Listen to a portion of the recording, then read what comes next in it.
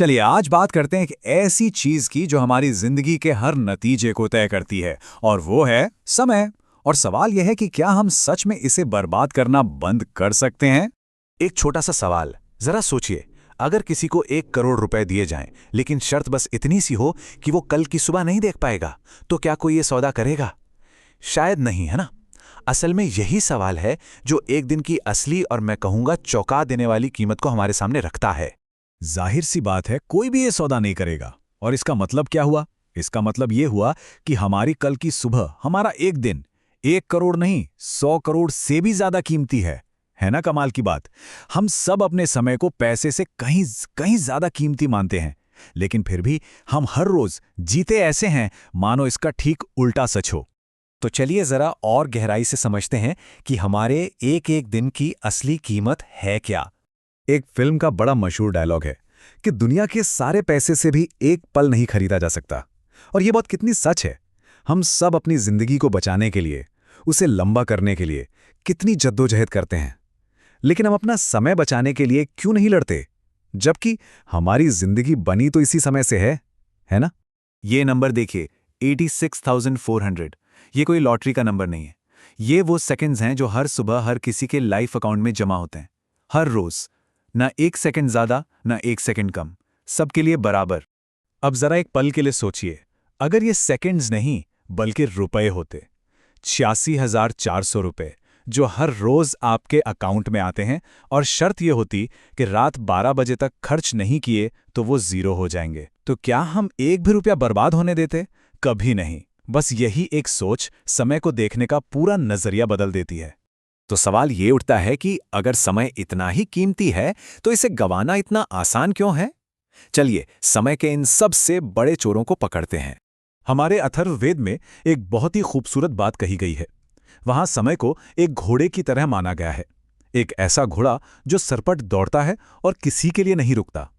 अब ये हम पर है कि हम इस घोड़े की सवारी करें या बस खड़े होकर उसे दूर जाते हुए देखते रहें। तो हम ये समय गंवाते क्यों हैं? अक्सर इसकी जड़ में दो बड़े पाप होते हैं, दो बड़ी गलतियां। पहली, खुद को कम समझना, ये सोचना कि हम कुछ बड़ा कर ही नहीं सकते। और दूसरी, बस बिना किसी मकसद के समय को यूं ही जाने देना। रोमन साम्राज्य में एक बड़ा मजेदार कॉन्सेप्ट था, ब्रेड एंड सर्कस। मतलब जनता को बस दो चीजें दो, मुफ्त का खाना और मनोरंजन। इससे वो इतने विचलित रहते थे कि कभी भी जरूरी सामाजिक मुद्दों पर ध्यान ही नहीं देते थे। ये आबादी को कंट्रोल करने का एक आजमाया हुआ तरीका था। और अगर आप सोच रहे हैं कि इसका आज से क्या लेना देना है, तो आज के ब्रेड एंड सर्कस हैं हमारे फोन में। एंडलेस सोशल मीडिया फीड्स, एक के बाद एक सीरीज, ये सब बिल्कुल वही काम कर रहे हैं। हमारा ध्यान उन चीजों से हटा रहे हैं जो हमारी जिंदगी में सच में मायने रखती हैं। तो इन सब ध्यान भटकाने वाली चीजों के बीच क्या कोई तरीका है जिससे हम समय के इस बेकाबू घोड़े को वश में कर सकें? जी हां, बिल्कुल है। और वो भी एक ऐसी तकनीक से जिसे विज्ञान का भी सपोर्ट हासिल है। हम सबने टू डू लिस्ट तो बनाई ही है, कामों की एक लंबी सी लिस्ट। और ज्यादातर होता क्या है, वो लिस्ट बस लिस्ट ही रह जाती है। ऐसा क्यों होता है? क्योंकि टू डू लिस्ट ये तो बताती है कि क्या करना है, पर ये नहीं बताती कि कब और कैसे करना है। यहीं पर एक टाइम बॉक्स्ड कैलेंडर पूरी गेम को बदल देता है। तो ये टाइम बॉक्सिंग है क्या? ये बहुत ही सिंपल सी तकनीक है। इसमें आप सिर्फ कामों की लिस्ट नहीं बनाते, बल्कि अपने कैलेंडर में हर काम के लिए एक फिक्स्ड टाइम स्लॉट, एक टाइम बॉक्स बुक कर देते हैं। और मजे की बात यह है कि हार्वर्ड के रिसर्चर्स ने 100 से ज्यादा प्रोडक्टिविटी हैक्स को स्टडी किया, और जानते हैं सबसे असरदार क्या निकला? यही टाइम बॉक्सिंग। बिल गेट्स ने एक बार वॉरेन बफेट के बारे में एक बात बताई थी। उन्होंने कहा कि वॉरेन बफेट का कैलेंडर मिनट दर मिनट भरा रहता था, हर काम के लिए एक तय समय। तो देखिए, दुनिया के सबसे कामयाब लोगों का सीक्रेट यही है। वो सिर्फ ये नहीं सोचते कि उन्हें क्या करना है, वो ये तय करते हैं कि वो उसे ठीक किस वक्त करेंगे। लेकिन एक बात याद रखनी होगी, टाइम बॉक्सिंग तो बस एक टूल है, एक गाड़ी की तरह। और गाड़ी को चलाने के लिए क्या चाहिए? ईंधन। हमारे केस में ये ईंधन है हमारे लक्ष्य, हमारे गोल्स, जो एकदम साफ और तय होने चाहिए। और गोल्स बनाने का सबसे अच्छा तरीका है स्मार्ट फ्रेमवर्क। ये पक्का करता है कि आपका हर टाइम बॉक्स आपको एक सही मंजिल की तरफ ले जाए।